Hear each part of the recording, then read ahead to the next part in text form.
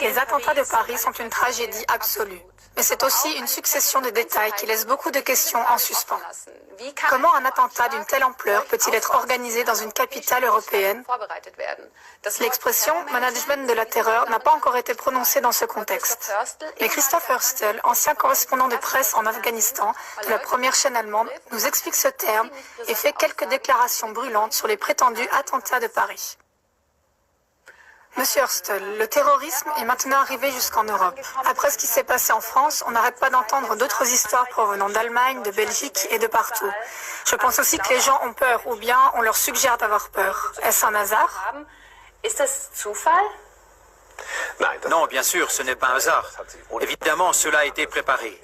Aussi, ce qui nous est rapporté par les médias de masse et qui n'est pas fidèle à la vérité, ça non plus, ce n'est pas un hasard. C'est pourquoi nous avons déjà entendu, il y a 1 an ou il y a 6 mois, que des combattants qui ont combattu en Syrie aux côtés d'Al-Qaïda, du front Al-Nusra et d'autres encore, allaient affluer pour ensuite probablement perpétrer des attentats terroristes selon leur ancienne manière de faire la guerre, des combats de rue, etc. Ça, c'est une chose. L'autre point doit bien sûr être observé sous un tout autre angle.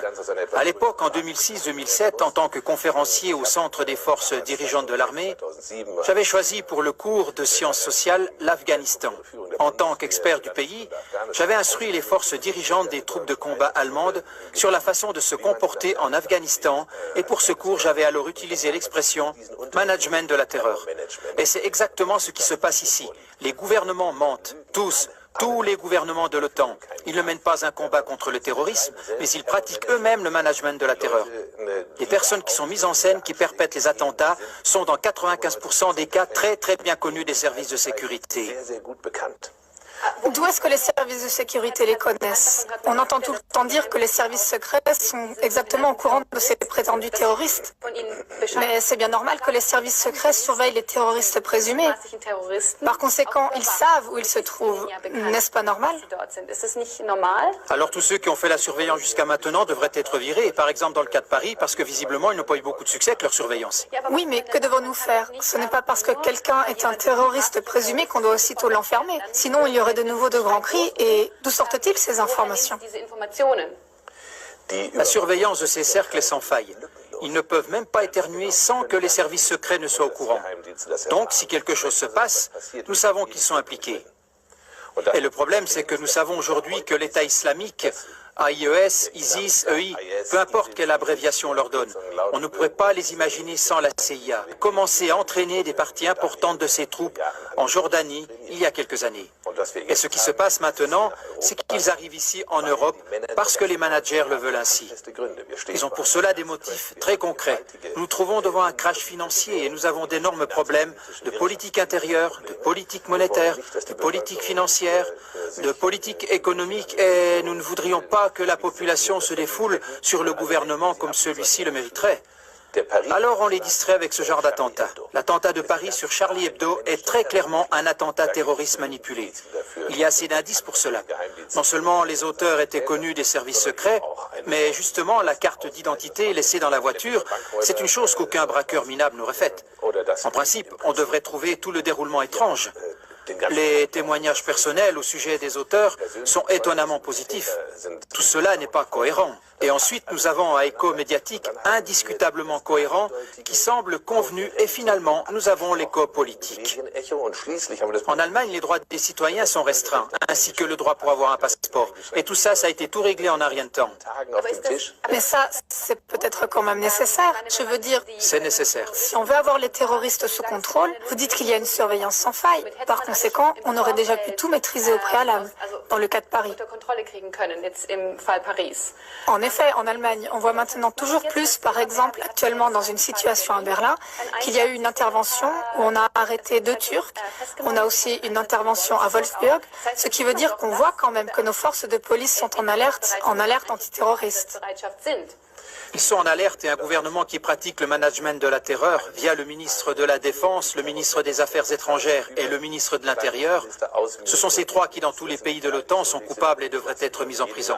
Bien sûr, ils vont réfléchir comme quand allons-nous mettre en œuvre un attentat terroriste? Nous allons y recourir lorsque nous aurons l'impression que la population devient nerveuse d'une manière ou d'une autre parce que le système politique de son pays ne lui convient pas.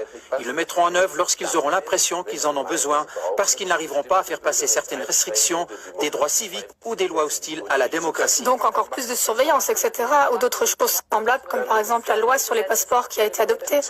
Par exemple, ce sont exactement ces points-là. Lorsque le gouvernement a le sentiment « Ah, nous arriverons à faire passer la loi sans attentat terroriste », bon, on va quand même arrêter quelques personnes, parce que ce sont peut-être des cercles qui sont contrôlés, mais ils sont quand même peut-être capables de se débrouiller tout seuls. Donc, le management de la terreur est un business très compliqué. On connaît cet exemple dans le cadre de la NSA, où les services secrets intérieurs, les services de la sécurité du territoire avaient de toute évidence comme habitude de coopérer avec un groupe de tueurs d'extrême droite. Et ça, c'est de ces problèmes qu'il s'agit là. Si on regarde où cela nous mène à l'avenir, on a juste besoin de regarder quelles sont les données générales.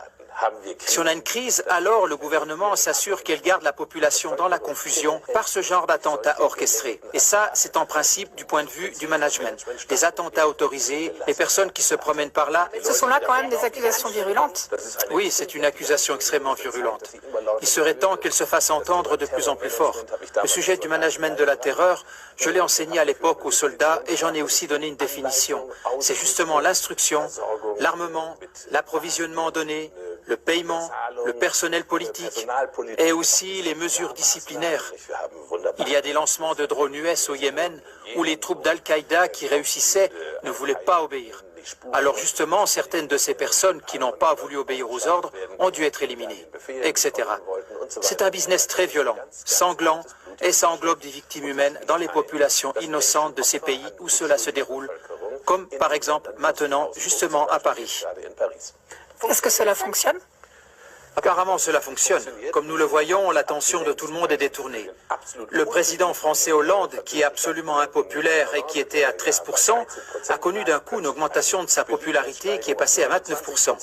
On se trouve en plein dans un vol à hauteur de billions par la mafia financière dirigée par la Banque centrale européenne pour acheter à grande échelle des papiers sans valeur, de façon à ce que la Suisse fuit l'euro avec effroi, et ainsi entraîne tout le navire à chavirer.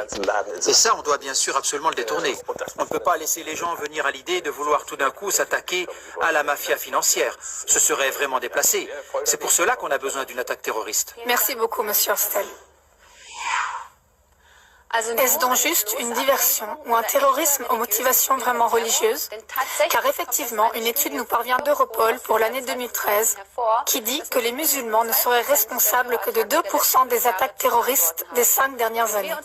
Et si on regarde l'année 2013 de plus près, on voit 152 attaques terroristes dont seulement 2 avaient des motifs religieux et 84 des motivations nationalistes ou séparatistes.